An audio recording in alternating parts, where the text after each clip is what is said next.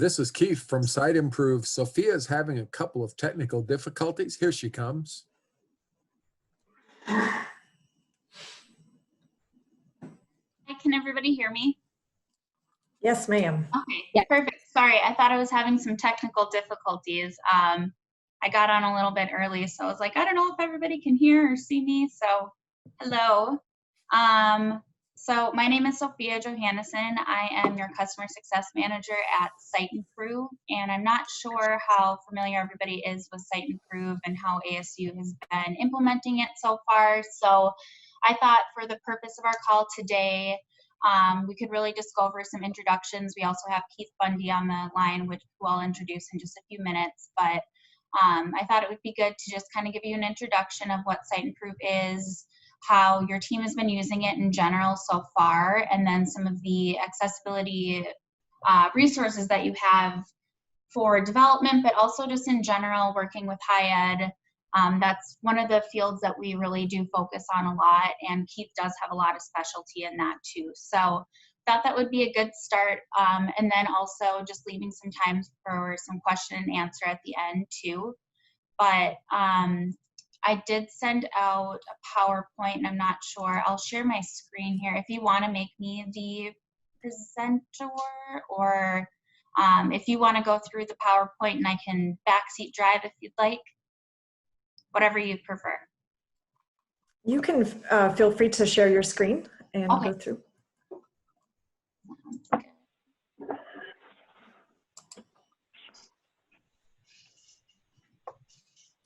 I tried to X out of everything, so because I thought it was a user error and not that. Let's see. Now I have to find it again. It's always when everybody's watching, right? I'm just gonna move it right over then. All right. Host disabled participant screen sharing. That's the message I'm getting. All right, hold on just a second. Let's see, it says that you're allowed to share. Let me just see. Oh, you know what, you left and came back, right? I did, yep, I think so. That might have been it. Give me just 1 second, I have to make you a co-host. And you should be able to share now.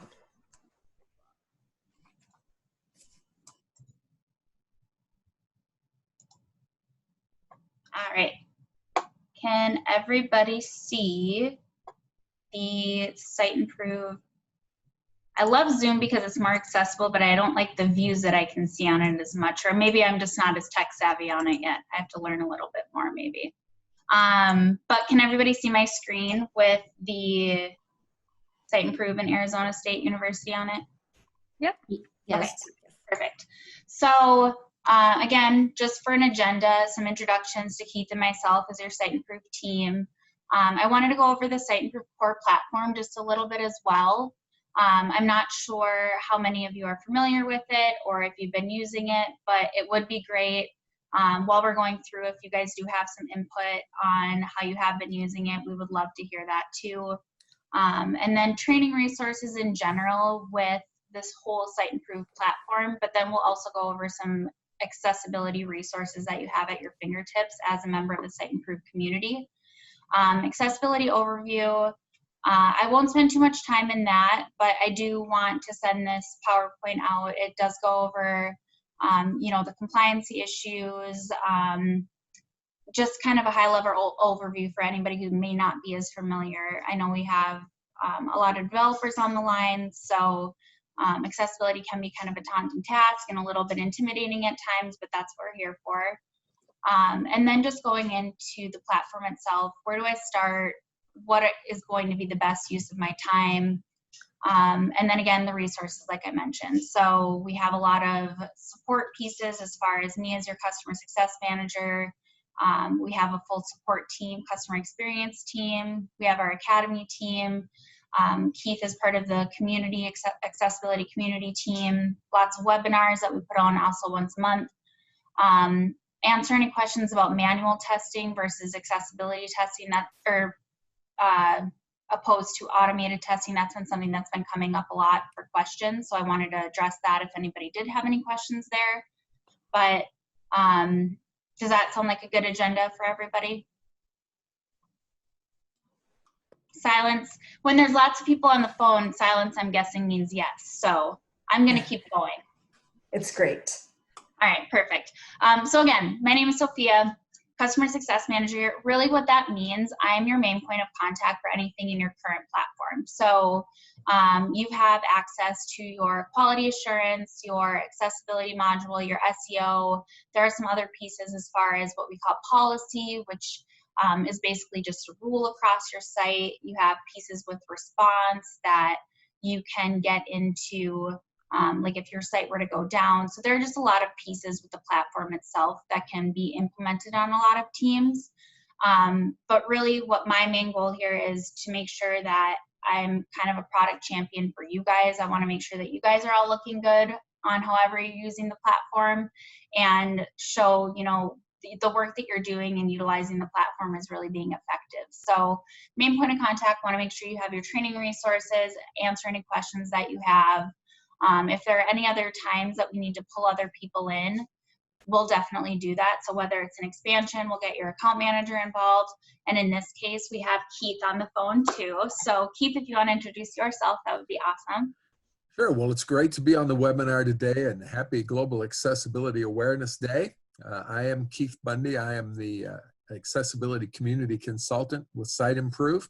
I work helping institutions and companies make their websites more accessible, answering questions, and one of my responsibilities is to be responsible for content for the web, the education community. I did spend 16 years in higher ed before coming to Siteimprove, and so we do have our monthly webinars that some of you may have attended, and we have one coming up on accessible forms next Thursday, so we would invite you to attend that. It's great to be on the call today, and I'm always willing to help out wherever I can if questions arise. I love the plug for the webinar, the monthly webinar. I love it though, because once people know that they're there, I think that they attend them a lot more too. So yeah, Keith puts on monthly webinars for accessibility, and he does focus a lot on higher ed. He's had some on using assistive technology, like you said, accessible forms this month. So each month is a little bit different. So take a look at your inbox. I know you probably have more than enough coming in, but the webinars really have been helpful, and he has a Q&A at the end. So super great resource there. I wasn't sure how many people we would have on the line for this call, so I didn't go through introductions on everybody else's side, but if anybody does have anything specific, you know, my impression was that this is going to be more development focused, but also a higher overview of Siteimprove. So is there anything that anybody can think of that if they have gotten into Siteimprove that you want to go over a little bit more, or anything that you maybe had as an agenda item that you were hoping for? All right, silence, I'm guessing. And you can always put something in the little chat cube too, or email me after. So again, I won't spend too much time on this aspect of going through the nitty-gritty pieces of the core platform. So by yay or nay, how many of you have been into the platform? Now this is where you take your mute off. Yes. Yes. Yes. So, okay, so you're familiar. We have our Digital Certainty Index. That's a DCI score, and that's compilation of the QA, accessibility, SEO scores. One thing I always like to mention is sometimes when you log in, you see a number and you assume it's a percentage. That's really an algorithm that we've put together just based on weighting different pieces of that specific module. So don't think, you know, if you have a score of 80% accessibility, that means you're 80% accessible, you're good to go there. It's an algorithm that's focused on us, but it's also based on a lot of background information, a lot of industry best practices, that type of thing. So our theory is that the DCI and all the scores that you get will give you a good understanding of where you stand as far as what others are doing in the industry and what you need to work on just to kind of better yourself from there. So I always say, kind of take it with a grain of salt. It doesn't mean that that's your percentage and you're not good enough. You're not 100% good. But has anybody worked in any other pieces besides accessibility, or are there any other focuses that you want me to touch on during our time that we have? I use it a lot for broken link checking and just, 301s and 404 errors. Okay, perfect. Anybody else? Okay, so the QA piece, I think that's a really good point, Elaine.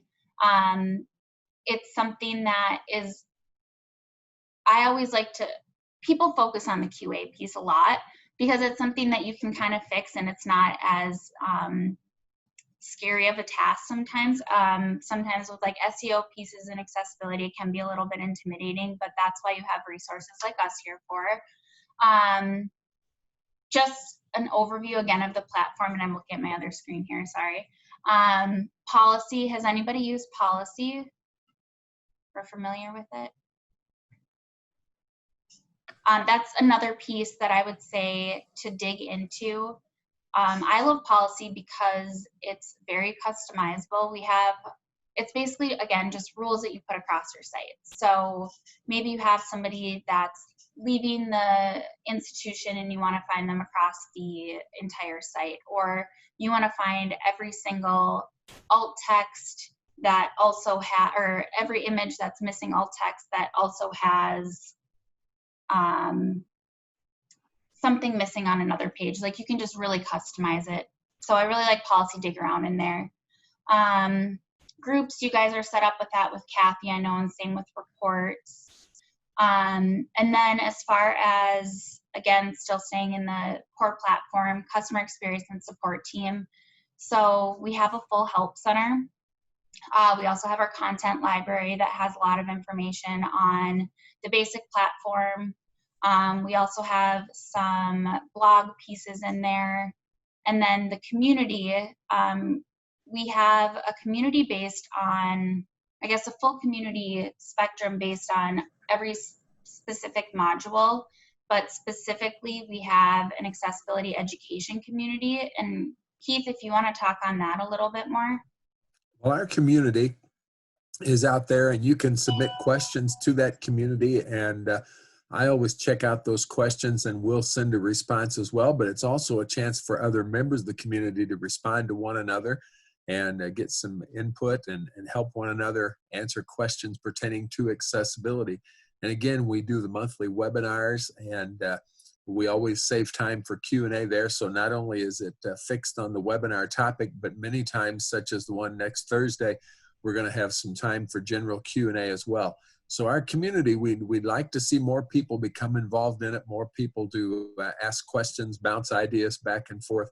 And we really encourage you to take advantage of the education community. And I always bring that up too. Like, I came on to, I don't know if you saw our bios, I came on to Siteimprove as a member of our manual testing and academy team, which we'll get into academy a little bit more, but it was very accessibility focused. But now I'm working with higher ed specifically as a customer success manager. In our community, I always bring that up because, like Keith said, it's a place that, one, he can give some feedback on, our products team can give feedback on, but then also you can get some feedback from others in higher ed. Like, what are best practices? What are you doing right now? Has anybody been going through a redesign? Which CMS did you use? What did you not like about it? So it really is a great space just for that open communication piece. And so I think, yeah. Oh, excuse me, Sophia. I think that's the area that we could really use more of, is user feedback. I think that would really enhance the community. The more feedback we can get from one another, the more input. I think that's a strength of the community that we probably haven't seen as much of as we'd like to see. I think that's a super good point. Also, I always suggest, like, if somebody's like, I really wish that there was something in the platform that did this, I'm like, you know, I would be happy to put in a ticket for you, but my main suggestion, if it's coming from the end user, they say like, I really want this, you post that in the community, and then other people can give feedback, and our products team looks at that, our accessibility team, Keith's team looks at that, and like he said, it's a place for you to just give some feedback so we can continue to better ourselves, because we always want to be growing as a company too, and we want to be, you know, we want to be spearheading these types of initiatives. So yeah, definitely utilize the community. And then just kind of on the support pieces in general, we do have a complete customer success team, but we also have a support team that's at your fingertips. So you can create a ticket. You can also do live chat. I can create a ticket on your behalf too. So if it's more like strategy or consultation type thing, I would generally be your go-to person, and then we'll pull somebody else in like Keith or like one of our other members of the team. But if it's more technical, I'm not a developer. I don't have that background knowledge. So if it comes to something that you need something a little bit more technical or something the platform's not working, that would be my suggestion, is to open a ticket. And I'll show you quick here after we go through these pieces how to do that. Any questions on the support piece or community? All right. Let's see. Do we want to go over, I know we have quite a bit of time still scheduled out, but do we want to go over, you know, why accessibility? I guess just a high level overview. I went to school for speech therapy. I'm a communication science and disorders major. So this has always kind of been something that's in the background for me. Not in the background, but it's something I've always thought about. But I didn't realize how much digital accessibility came into play with things.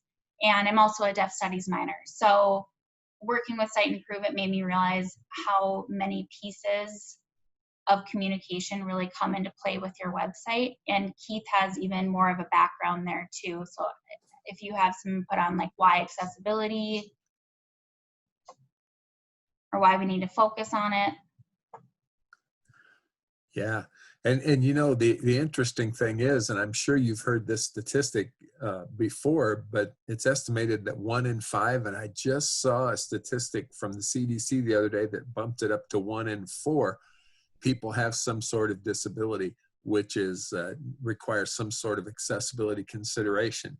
So it really is the right thing to do to make websites accessible. And I know with the current situation with the coronavirus, we're finding areas of accessibility that are cropping up where people need greater considerations than before for teleworking and things along those lines. So accessibility is here to stay. It's a major issue. And of course, I'm kind of preaching to the choir because you're all here at this meeting today, but it is something that we want to continually emphasize as the right thing to do so that everyone can be included in our digital environments.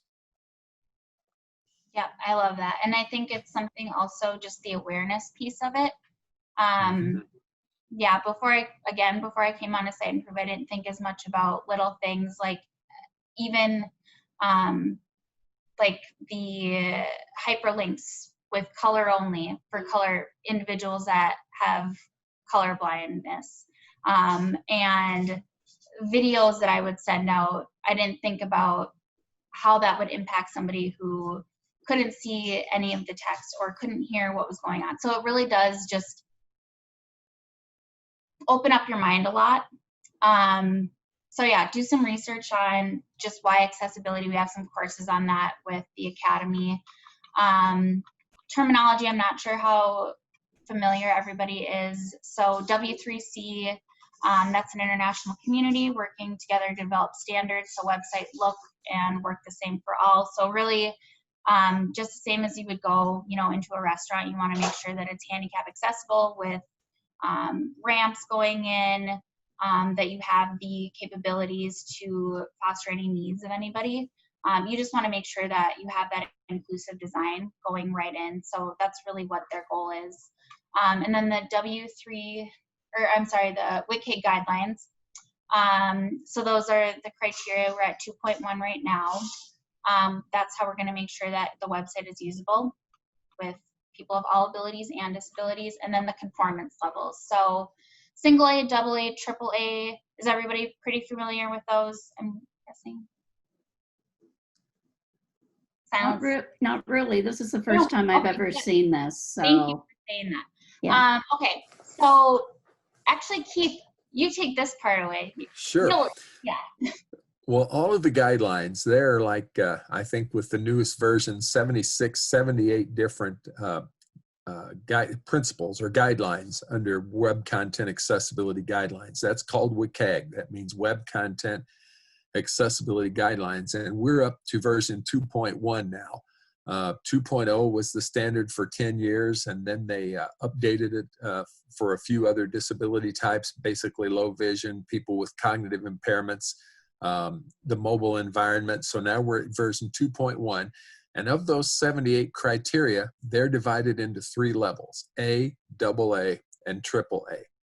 The A-level criteria are the ones that affect the greatest number of people with disabilities with the most severity. So for example, you might, an A-level criterion is alt text on an image. If an image doesn't have alt text, then you're going to have people who are visually impaired who cannot understand what the purpose of that image on the site is. And that affects enough people with enough severity that that's a level A. AA criteria are also affect a lot of people, maybe not quite to the level of severity as single A criteria, but it still affects a wide variety of people. AAA criteria are things that affect some people, but they're very difficult to implement, and they don't quite have the severity of A and AA criteria. So generally, what institutions strive for is AA compliance. That means that you meet the A and AA criteria on your website. We don't worry a lot about AAA. As I said, that's very difficult to implement. It'd be great if it could be, but it's some sites it's impossible to meet. It's very difficult to meet. A and AA are doable. It is a process. Remember that accessibility is not a project, but it's a process. It takes time to implement these things. And it's something that we want to be we want to develop an accessibility mindset so that we can constantly be thinking about cooperating with those A and AA criteria. So when we say WCAG 2.0 level AA compliant, we mean that meets the A and AA criteria of the WCAG guidelines. Yep, super. I'm going to steal that for moving forward. He's had some practice at this too. But just a time or two. Just a time or two. Yeah, he doesn't, whatever. I thought that was a really good point though, also about like sometimes you don't have the ability to make some of the changes. So that could be something, maybe it's in your CMS that you just don't have the ability to edit. But for the most part, as long as you're making strides toward that process, like he also said, it's not a project. You don't say, at this point, I'm going to be this % or this level compliant. Your website is a living thing, so just keep that in mind. It's always changing. People are always updating it. So it's something you just always have to kind of nurture and pay attention to. But as long as you're striving towards a more compliant environment, I think that's what is really important too. Yep. And then severity levels. So we have our errors, our warnings, and our review. And also, just to point this out for anybody who hasn't been in the platform, we do have all of these severity levels and the compliance or the conformance level issues sorted out, so you can decide how you want to tackle these specific issues. Like say you just want to focus on those single A, double A at first, and then go on to the triple A. Severity levels. So errors are going to be things that we know are pieces that are incorrect or they're not meeting the accessibility standards.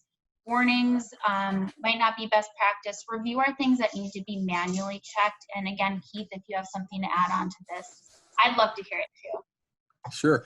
Well, warnings basically say that we can't tell if this is specifically an error on your website but it doesn't look like it's best practice. And so it's something you need to review and see if it's an error or not. Sometimes you'll get a warning, you'll review it, and you'll say, well, that works just like it's supposed to. And so in that case, it's totally safe to just put on there the can't fix or the ignore and say, well, this is working properly. It's been tested with a screen reader, or it's been tested in some other way, and it works properly. The reviews are things that we know we can't check. We can't even tell if it's a best practice violation. It's just something that an automated tool can't check. And so we have recommended that you go in and manually review that particular issue on the site. I think something that helped me put the review piece into perspective too is those are things like logical order that no automated system could decide, like, this is logical, this makes sense. So it's something that a human needs to go in and say, okay, this makes sense for an alt text. This is the correct alt text, or keyboard only navigation. Yeah, we have a lot of checks that do need to be done just through review only. I at first had a hard time kind of differentiating the two, but then when I put it into perspective, like, oh, there needs to be a human mind to figure out, like, what is the standard that needs to be met here. Something to note with the platform, the reviews won't go into your score. That doesn't mean that they're not a very important piece to reflect on. And I don't know if you guys have looked at any type of manual testing, but it's something that I would always suggest. Again, I came on to Siteimprove on the manual testing team. Keith, anything to add to that? I was just going to say, we always recommend manual testing because no automated tool out there is going to pick up more than 30 to 40% of the errors on the page. And I've even read that that could be as low as 25 to 35%. An automated tool is a real help because it can scan code on thousands of pages and let you know what issues are there. But again, no machine is smart enough to pick up more than about 30 to 40% of the errors. So manual testing is something that we always recommend, whether you do that in-house or do that through us. Pick a sample of your pages, of maybe different types of user journeys on the site, and have someone actually use a screen reader and use keyboard-only navigation, use screen magnification to go in and see, does this page work? Or am I finding more accessibility errors on the page? So we always recommend manual testing. I have a quote that I use in many of my presentations, and it simply says, until your site has been tested by a real person with a real disability using real assistive technology, it hasn't been completely tested. I like that. I think that's a very good point. Any questions on the severity levels or the differences between manual checks, automated checks from anyone?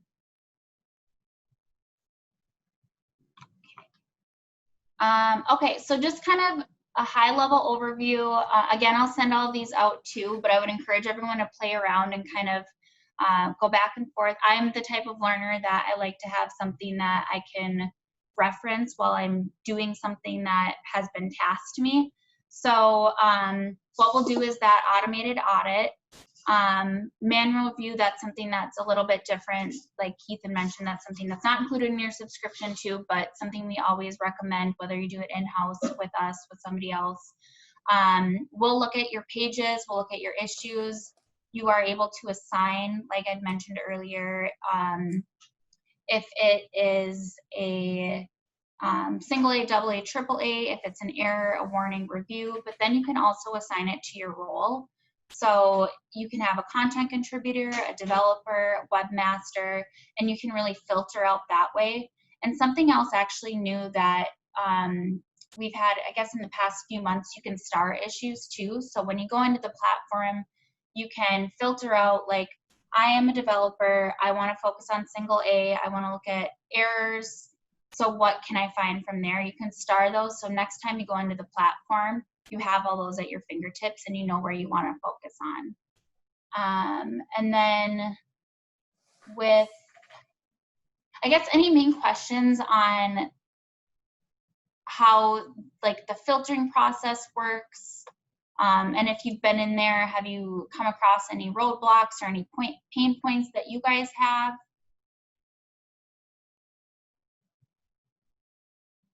Okay. Sorry about that. I had my, so I'll ask this after also. Many of us, because we're part of the university-wide shared only Siteimprove license, only a few of our pages on our site get scanned. And so, you know, some of us have very large sites, but we're only getting a few pages scanned. And I don't know if there's a way around that, or if we need our own licenses, or what the situation is with that. Sophia, So a few things I would say. Oh, this is Kathy Marks, and I'd just like to mention that you will need your own site license. You'll have to get your own account. The ASU license is, what we do is we always scan are the top 5,000 or the most visited 5,000 pages at ASU, and that is in front of single sign-on. So we go through Google Analytics and we find those pages and we refresh that list every quarter. And that's all the funding we have right now. So if you want, you know, more monitoring, you will need to get your own account. So Okay. I encourage you to, though. Yeah, we would need to know who to contact for that. Yeah. And I will say also, I know that especially in higher ed, like we've seen a big increase in, and I don't know if I said well, we both work pretty exclusively with higher ed too. But we have seen a really big increase on like different pages wanting to get monitored. So I know that they're going to start kind of looking at that a little bit more. And Kathy, we can talk offline about that. But Elaine, I think that's a really good question. And I'll send you, or Kathy, if you want to connect us after this, or I can look up your info too. You can look up mine. But I do think it's really important, you know, it's great that you have the first few pages or the most popular pages scanned, but keep in mind that all of your pages are still a representation of your website. So really still having that inclusive design in mind, I do think it's really important to keep all of your pages scanned and showing that you're being proactive, because that's a really important piece, especially if anything ever were to come up. You want to show that you're being proactive and that this is something that's at the forefront of your initiatives. But good question. I do have a question too. Yeah, definitely. This is Deborah Pruitt. Is there like a student license? I teach web design and development, and I think this would be a great tool for the students to go through. Is there some kind of license opportunity for students? Another good question. So one of my favorite things about the platform is that you have unlimited users in the platform itself. The way that it works, we go by pages versus specific URLs, but it's a page count. But once you have your page count set, you can have as many users as you want. And that's something that we come across a lot with high ed too, student users, you know, you're switching them out all the time. You can have as many people as you want in there. I see a lot of people starting off specifically having their student users in some of the QA pieces or pieces that might be a little bit easier to tackle, and then learning more about accessibility and having them implement some of those pieces too. So really good question, but yeah, you have unlimited users in the platform itself. Anybody else have any questions on like users, usage, anything like that? Okay, we only have just about, I know you guys have a full day here. So again, I'm going to send this out to you, but what I want to point out the resources specifically. So we mentioned the community. The drop down for that is going to be right when you're in the platform on the upper right corner. And I can send a piece of, I thought I had a screenshot included in here, but I do not. But you have the community as a resource. Also, like we mentioned, those monthly webinars that we put on, or Keith puts on. Academy is something that I will always highlight. Like I said, I started out at Siteimprove on the Academy team, so it's near and dear to my heart. We started out with 12 courses when I first came on 2 years ago. We're up to over 30 courses now. We do have some that are focused on web presence in general, digital marketing, QA pieces, policy a lot, but really our core focus is accessibility. So we have courses and learning paths on accessibility for content contributors, for developers, for leadership. So like there we'll go over like accessible VPATs, purchasing, and then we also have we have another specific one and I can't think of it right now. Oh, accessibility for the web. So we go by role, but then we also have some specific ones based on topics. And that's available to every subscription license for up to 20 users. So that might also be something to note if you do plan on looking at another subscription on a one-off basis. You would have that availability for up to 20 users. So you can only have 20 at a time. You can switch it out every renewal period. So for the Academy itself, 20 users at a time. For the platform, you do have unlimited users. And then also those Academy courses are certified by the IAAP as continuing accessibility education credits. And Keith, do you have anything to add on to that with resources? I think that's a good description of the resources, Sophia. We're working to hopefully become certified for preparation for the IAAP certification. But at this time, we do function as continuing education credits. And like Sophia said, we run the gamut from the fundamentals of accessibility, very basic course, on through basically anything you'd want to learn about accessibility at this point. And we're continuing to expand the Academy. And the developers course also, Kathy, I don't know if I pointed this out to you before too, since I know this is kind of what the developers, that's what we're focused on. We do have additional resources that are available. I'm going to see if I can share this screen here too, and get into the actual platform. I'll wait and I'll send a screenshot of that. Can everybody still see the accessibility resources screen, or do you see my, still good? I see it. Okay. So with, what was I saying? Sorry. I was talking about the development courses. We have this additional resource piece that has a layout of all of the different courses. And so you can take notes. I'm a big note taker personally, so I really love that aspect of it. And I can send that as a PDF after too for anybody.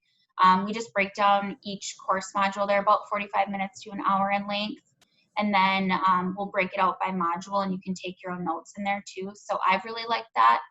Another one that we have specifically for developers is you can find which module a specific WCAG guideline is in.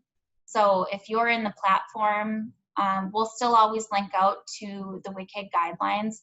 But if you want to go back and see some of the Academy course information that you've already looked at, you can do a search find in there and it'll show you exactly the module that specific piece went through to walk through, which I really appreciate. I like the visual piece of it and just somebody walking me through it.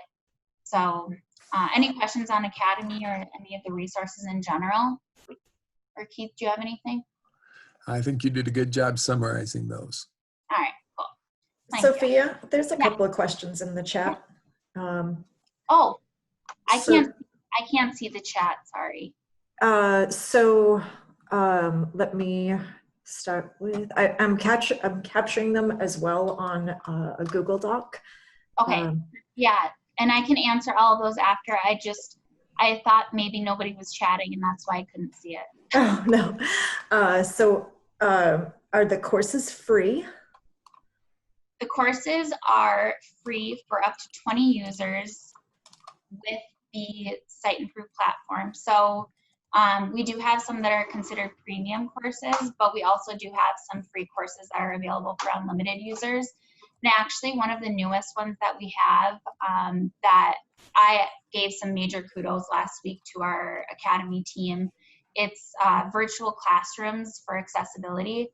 And it was one of the most like thorough, concise courses that I've taken, really on any training, but specifically with Academy, because it was just it gave all the information that I would have felt like I would have wanted if I was an instructor. So you can share those types of courses.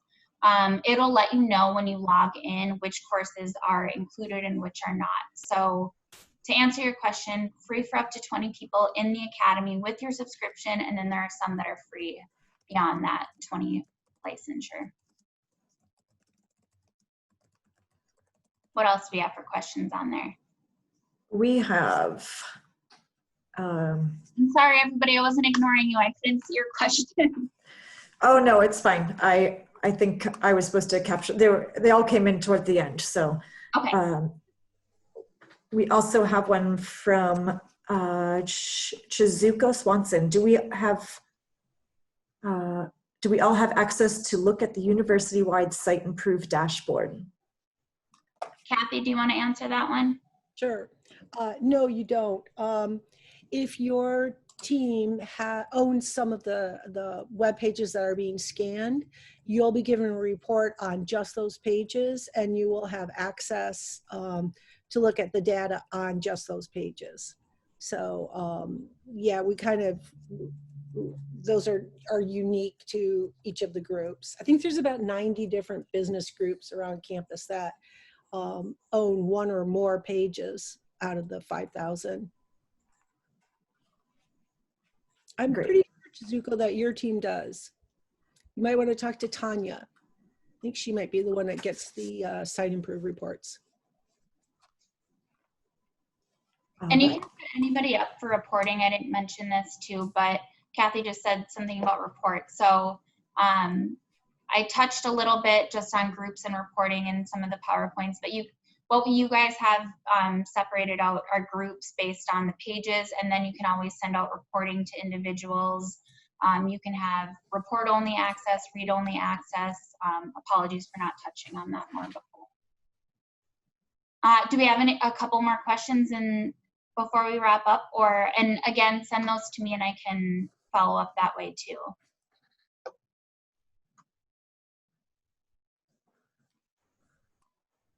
Was there anything else in the chat specifically, or any last minute questions before we move on? I don't believe so. We had, we did have someone, how do we log into Siteimprove to access these resources? I just copied and pasted the website, yeah, the support.siteimprove.com.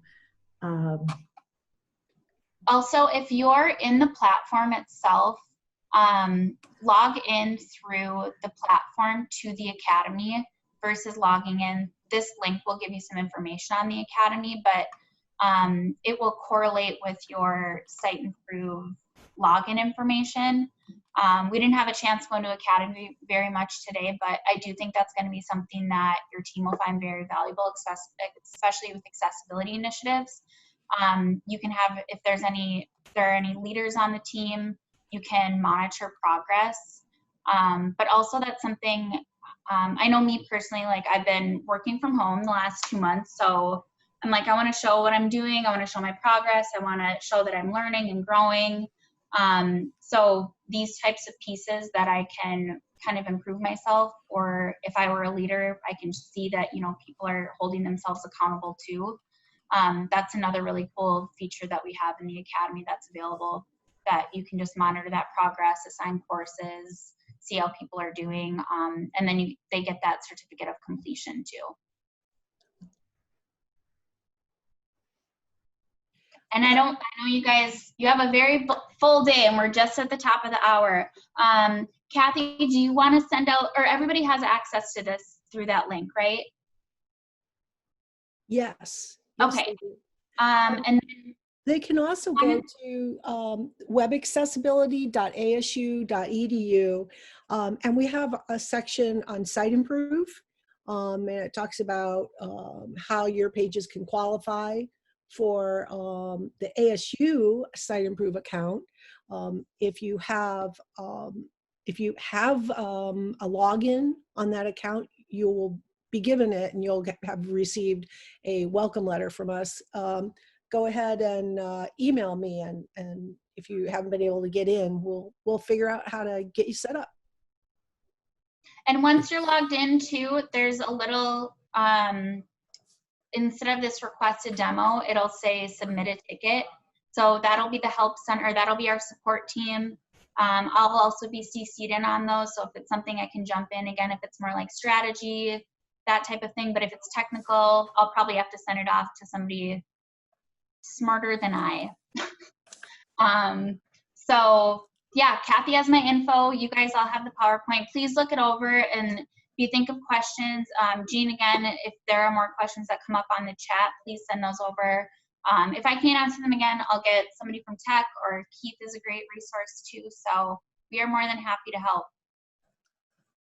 And Deborah, did you, do you have my information about contacting, learning more about some page expansions? And I know Elaine mentions, or who, I think it was both of you. I don't know. No, I don't have your Elaine. information, but I would be interested in. Okay. And then I won't work directly with that, but I'll connect you with an account manager anytime there's an expansion. That's them, but I'm here as your go-to gal in general for anything that's in your current subscription, but I'm happy to connect you with anybody that we need. And yeah, well, I appreciate everybody's time. Thank you for Thanks, folks. some time. Thank Great, you. thank you. All right, have a great day. Have a great Memorial weekend too. You too. All right, Bye-bye. Bye-bye. Bye-bye, guys. Thank you very much. We have about a 15-minute break, and then we'll be back on for the third session. See you all then.